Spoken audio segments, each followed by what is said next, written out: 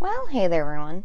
So today, we're going to be sewing something that I'm very excited about. This is not the original big project I was talking about, but it is another big project. So, I was wandering the aisles of Goodwill, as I usually do, and I came upon the curtain section. And while perusing the curtains, I came across some pretty material, and a thought dawned my brain, and I wanted to do a dress. So this dress is going to be from Anastasia, the Once Upon a December dress that forms on her while she's dancing with the ghosts. So that's what I'm going to be doing. I'm going to be doing the Once Upon a December dress, but out of curtains. So yes, I'm going to be doing this out of curtains, which I'm excited about. So pretty much I just mainly wanted to do this to show that you can make something pretty cool out of something very cheap. Like these curtains I think I picked up, there were two golden-ish ones, and I was able to get just enough fabric to make this dress. So I just wanted to show that you can do it. You don't have to spend a lot of money, and you can be sustainable while you do it. I know a lot of people like to use satins, they like to use layers and whatnot, but I don't have that luxury. But what I do have is $8 to buy curtains.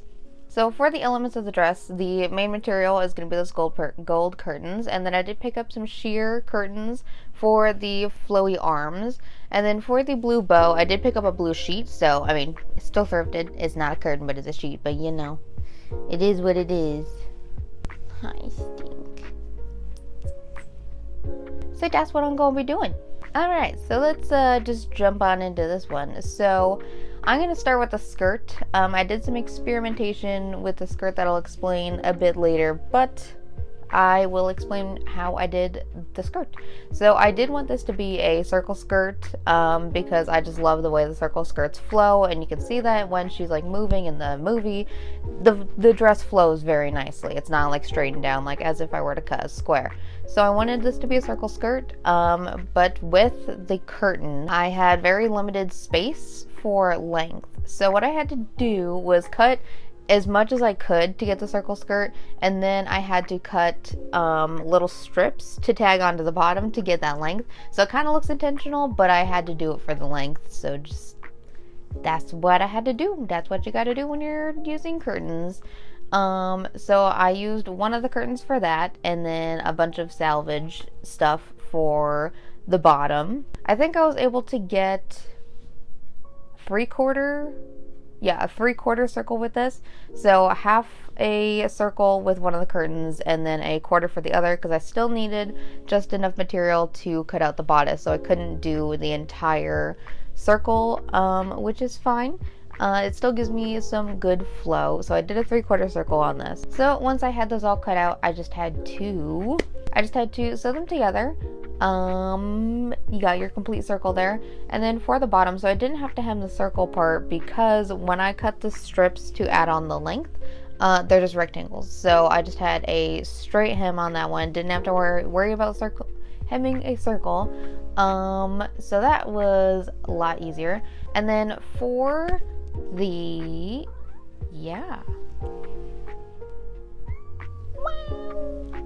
And then, so instead of connecting this to the bodice, I wanted the bodice and the skirt to be two separate things. So I did just grab some satin that I had and made a waistband, and then I put string through it so I could cinch it tight to me, to wherever I needed it. So after that, the skirt was done. So I'm going to see you after all of that.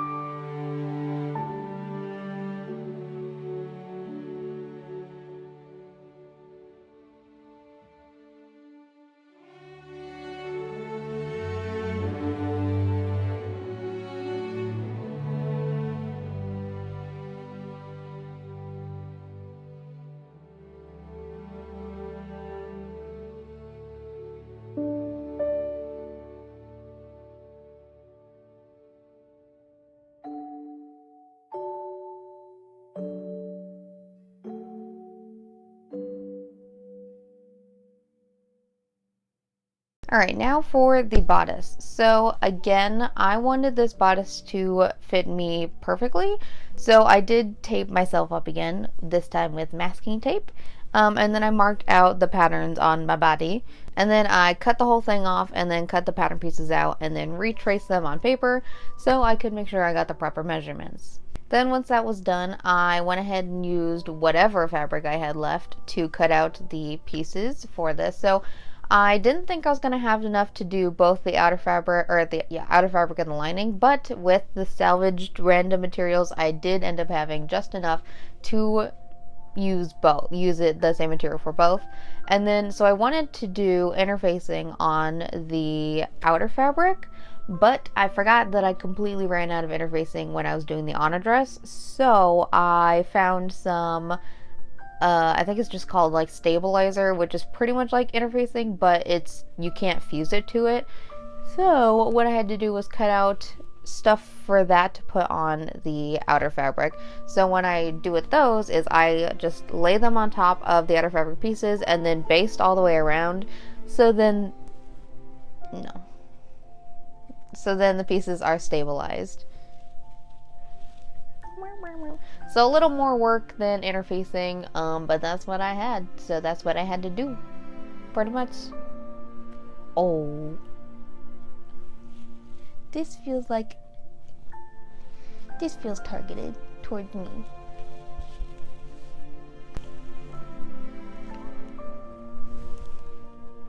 And so once all of the stabilizer was on all of the outer fabric pieces, then I could start sewing everything together. So once it's all sewn together, then I'm just going to lay them right sides together and then sew all the way around everything except for the bottom, and then turn it right sides out. So I'm going to see you after all that.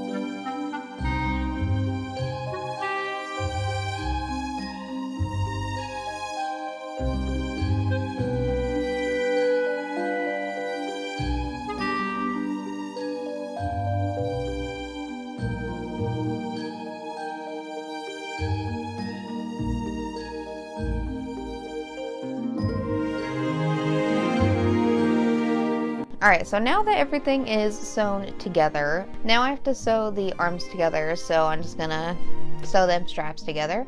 And then we're getting closer to the end here. So now I was going to put boning all the way around it, but I figured it didn't need to be that structured since the stabilizer was pretty stiff.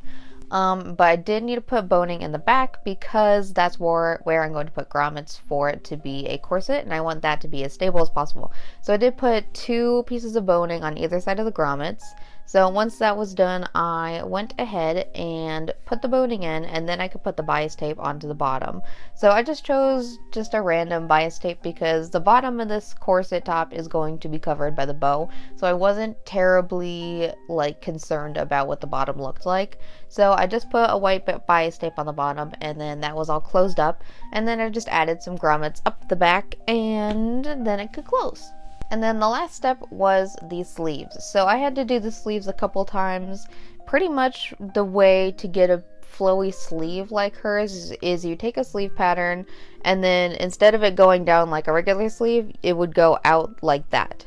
And that's pretty much it. That's how you get a flowy sleeve. So I went ahead and cut those out of the sheer curtain that I got. And then I just sewed them together down the sides, and then sewed them onto the armholes, and then hemmed them. So then the bodice was done, so I'm gonna see you after all that.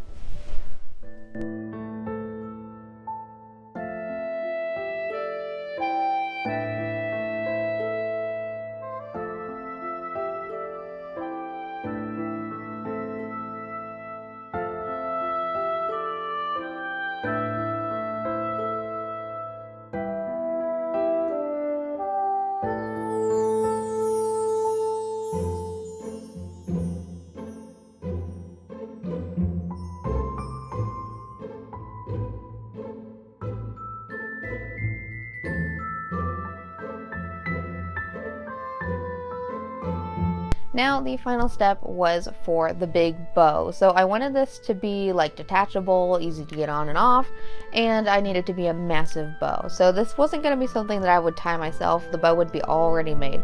So I looked up some videos on how to make a bow, and here's pretty much what I found. To make the massive bow, I ended up cutting out a massive rectangle on a fold, and then what you do is you sew it together so the ends have an angle so the bow can have a nice cute little angled bottom, and then you sew it straight along the edge and leave a space here so that you can turn it right sides out. So then you clip all the things, and then you turn it right sides out and then iron it. So that is your main piece. So now what you do is, you'll see me do this so it'll make more sense, is you just fold pieces over each other and then scrunch it up, and that's how you do a bow, and then you just tie it off and then add a little piece in the middle.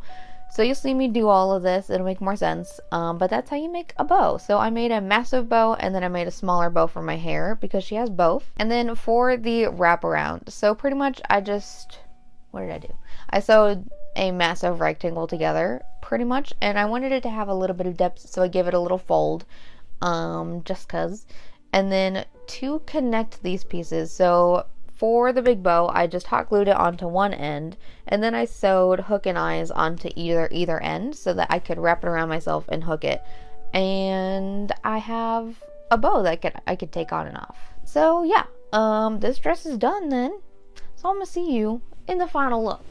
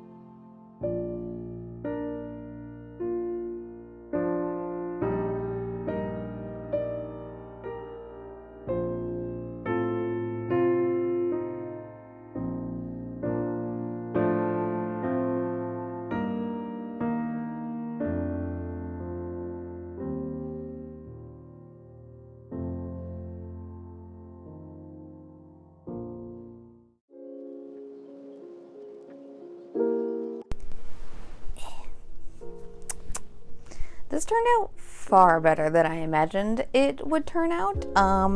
For curtains, I just got lucky and I found these curtains while I was perusing the aisles, and I could not pass this up, and I am so glad that I didn't because it looks so pretty.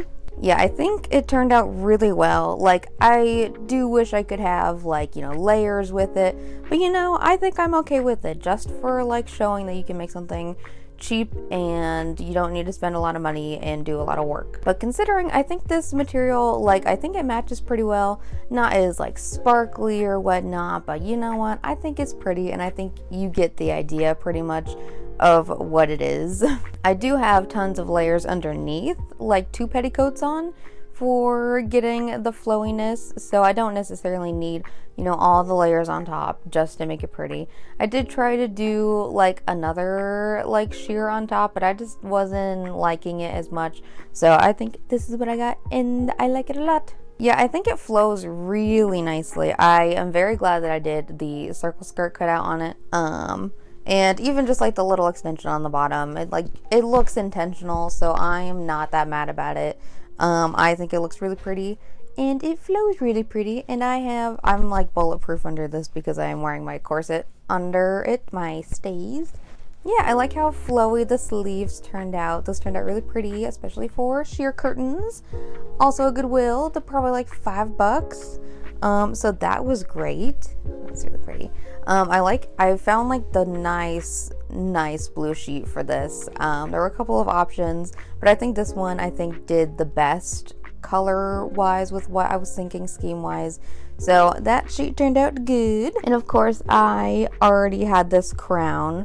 I think if I had more time I would have tried to make her like yellow crown out of like foam or something, but I didn't have time, so I might as well put this guy on my head every once in a while. So I think that turned out really good too. Yeah, just all around, I think it was great. I'm enjoying this look a lot. The petticoat is very loud though. Like,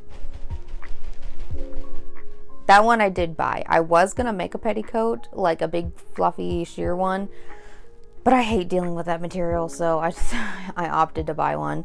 But then I did use the other petticoat that I did make out of like sheets, so there's an element of both under there. I just needed the poofiness, the flowiness, without a hoop skirt, so I think it turned out good. So let me know if you liked this video and what you would like to see more of. Like I said, hyperfixation just happened, so that, yeah. I literally wasn't planning on anything big this week, and then like on Tuesday I was like, let's go to Goodwill for some inspiration, and I came across this, and now I have a whole gown.